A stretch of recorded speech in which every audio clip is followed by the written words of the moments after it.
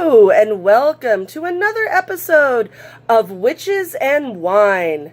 I am your hostess with the mostest, Lola Stardust. And before we start our topic today, I'm going to turn it over to our wine connoisseur, Silenus Stardust, and he will tell us about the wine we are drinking during this episode. Take it away. Thank you, honey. You're welcome. Hi, guys. Tonight, we're drinking a white wine for the first time on Witches and Wine. Dun dun dun! And tonight, we're going with Rockview's Riesling. Rockview is a Washington winery growing in the premier Riesling growing region of Washington, the Columbia Valley. And while we're drinking it, you'll notice flavors of apple, peach, and honeysuckle. Ooh. Oh, yeah. Now that you say that. Yep. It comes out in all the yeah. So, it's nice and sweet like a Riesling should be. Very affordable. I need more. Right around $10 a bottle. And so, enjoy. And you'll see the reason why I chose this winery after listening to Lola and Aurora this evening. So, until next time, guys, have a good one. Thank you, Silenus. Now get out of here. Now you get over here. I'm coming over. Yay! Yay! Hello! Hi. No one's here except for us. The dogs like to say hello. Okay, so hi. Hi. Aurora. Well, you know her as Aurora. Can I, do you just Yeah. want your magical name? No, you can tell. So, before we begin our topic, tonight we just got done, literally 30 minutes ago. I got to elevate Aurora to 3rd degree High Priestess. Congratulations! And her magical name, you can still call her, we can still call you Aurora, right? Yeah. I'm still Lola, Yeah. but we have our magical name in the circle. But she is Morgan Ravencrow, which is very apropos, very appropriate, Apropos. apropos. I've not had that much wine, I swear. She just can't say apple. I just can't say apropos. So, It's a little bit of a delay. Apropos. pro. So, so this has been a very special night because this is my first time doing an elevation for a 3rd degree. So it was very personal. It was just me and Aurora because we don't have any other 3rd degrees in our coven. We'd be lonely. But it made it very special. And you want to just talk about how you feel now, 3rd degree, how the ritual you felt, without revealing too many secrets, but... Don't want to reveal secrets. It was very emotional.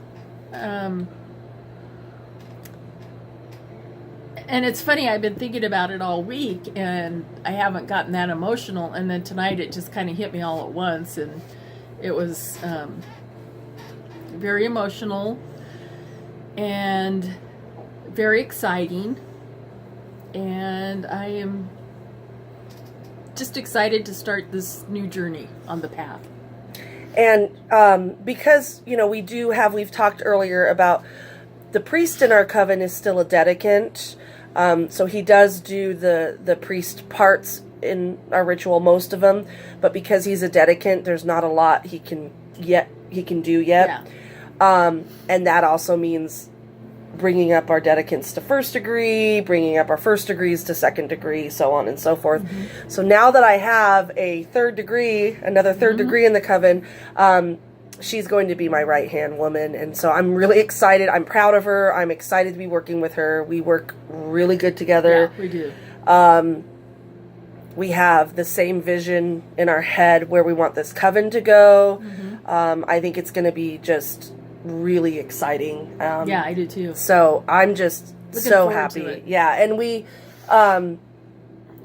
we just really, I'm just so proud of her making it to this 3rd degree. She has worked so hard and been through so much, and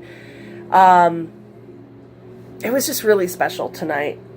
I had to rewrite a lot of things to just between two people. Usually there's a priest involved. But I really enjoyed it because I did it was very intimate Mm-hmm. and I was just going to say that. It was very yeah. intimate and just, very intimate, nurturing. And we've come a long way together. You know, we started out in the People of the Woods. She came shortly after I did. And we've been through a lot of the same things together, and we just bonded, and so it's really, I just feel like she's been family for so long to me that just to elevate her was very special for me because I wasn't just elevating just someone I don't know very well. I was elevating someone who I've worked with.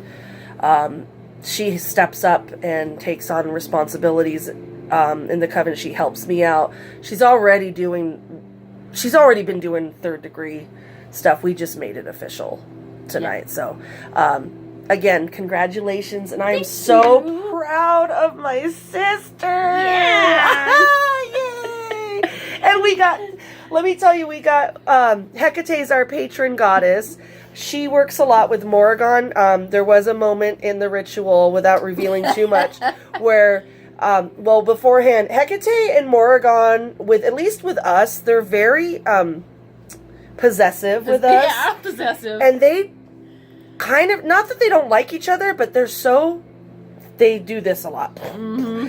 But there was a moment in the ritual tonight where Morrigan and Hecate came together, and it was, I'm going to cry. It was really sweet. Yeah. Peace was made. Peace was made between the two dark goddesses. So it was really awesome. So, so anyway, so we are going to talk about my dog making a snorting noise in the background. Yes. It's been one of those nights. We're going to talk about, what is it? Rock reading. Rock reading. So, this is kind of spur of the moment. We had other things planned and it kind of fell through. So we're just going to wing it. So what is rock reading? Rock reading is when you get a rock, and I brought one of my aquamarine crystals over. It's beautiful. And to do a rock reading, you really want to get a rock that hasn't been polished and is all smooth.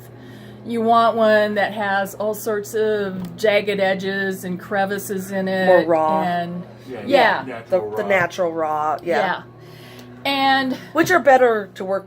I personally, like them better. The polished ones are really pretty, and I have a lot of polished ones.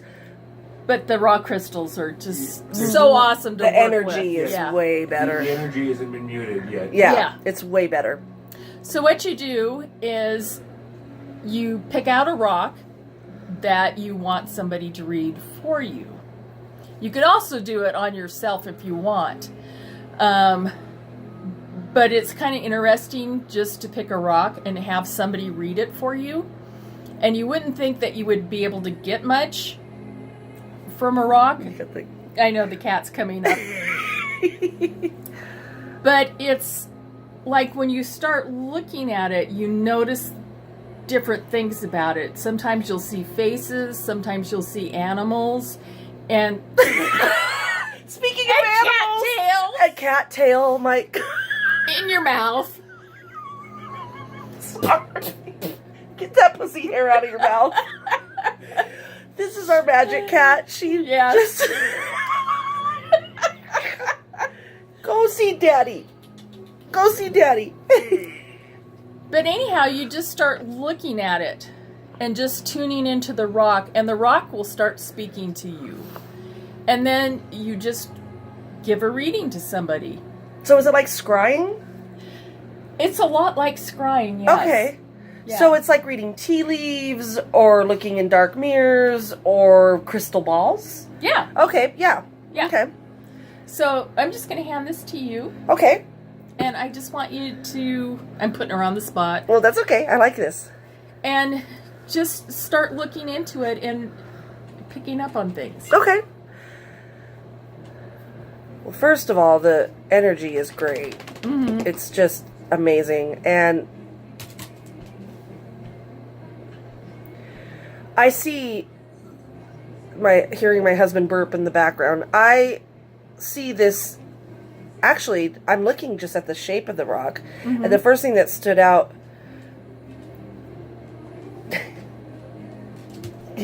Go ahead. it's like a vagina. Yeah. There's feminine power in this. And so I see that your feminine spirituality, so I would be reading this to you, your feminine power, which is your goddess is just really strong, which makes sense for tonight.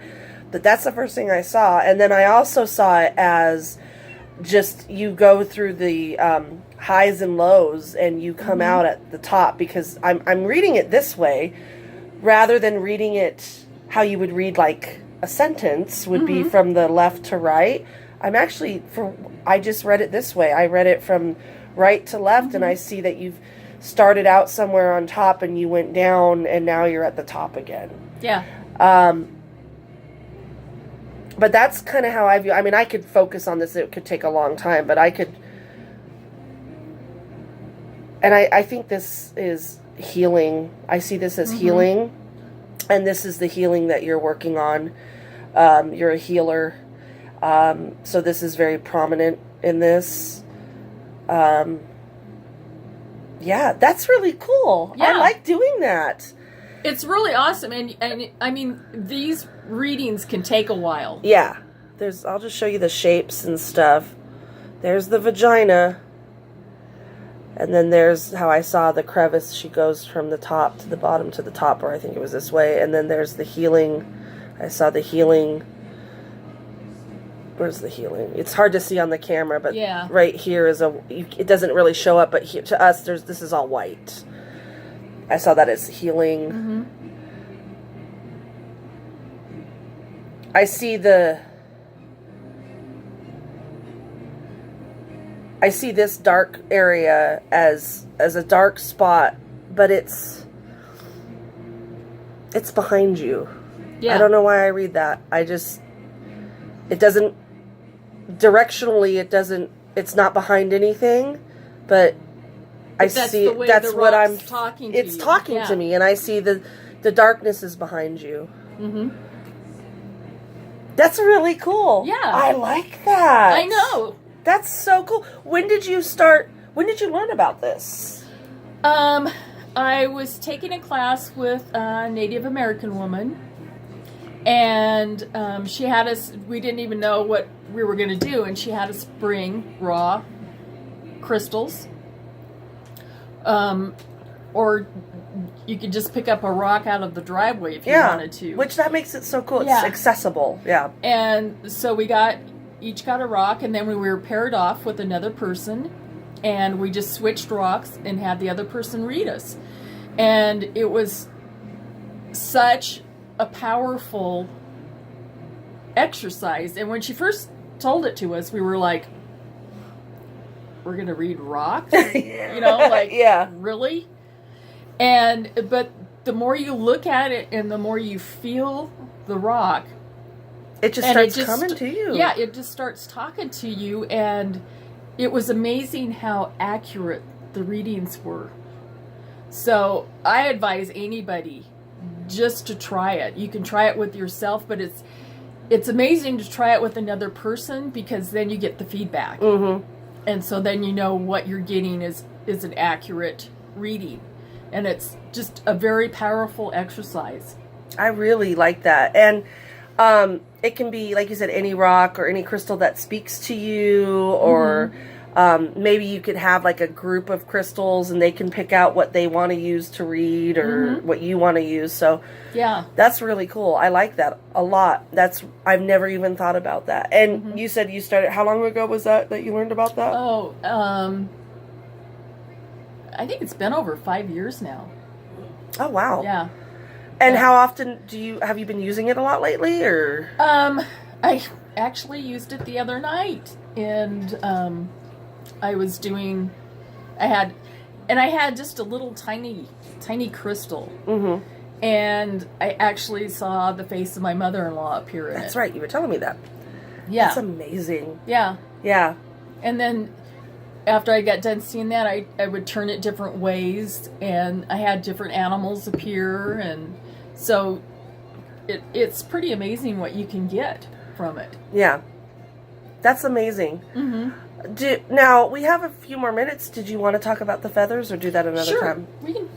Can you hand me the feather over there? Is it the one that on the altar that we use? Okay. Another thing you can do if you want to do a healing, I mean, you can do this on yourself or another person, but you can hold a feather and you hold it lightly between your two hands so it has movement. 2 fingers. 2 fingers, yeah, 2 hands. I haven't had much wine tonight. She's a lightweight. She's had this much, and she's drunk. Show her the glass that we've had made. We have a special glass for Aurora. It is a tiny little glass. This is, look at, compared to my glass.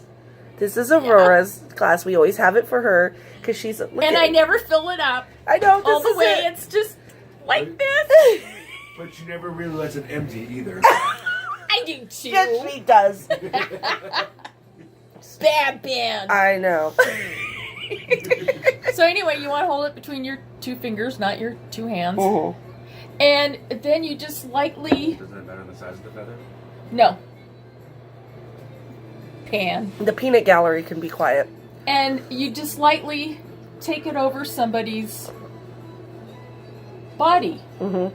And you'll feel, when you come to a spot where they need some extra healing, you'll find it starts to drag. Mm. And so then you just keep combing it until you don't feel the drag anymore. And then you just keep going all over the body on it.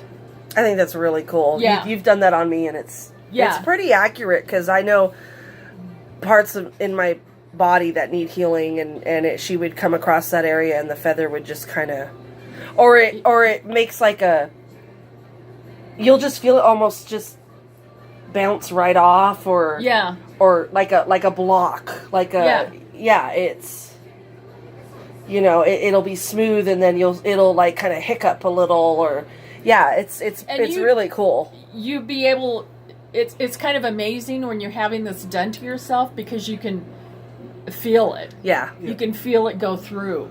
I've had Aurora give me Reiki and feather healing, and it's interesting because whenever I get a treatment from her, I close my eyes so I can just feel the energy. So you don't know exactly where it's at, but you can feel it. And with with the Reiki and especially with the feather, I can feel exactly where she's at, and I have no idea physically where she's at, but I just feel the heat and the healing properties emanating forth from the feather. Yeah. Without even having to see it. Yeah. Yeah.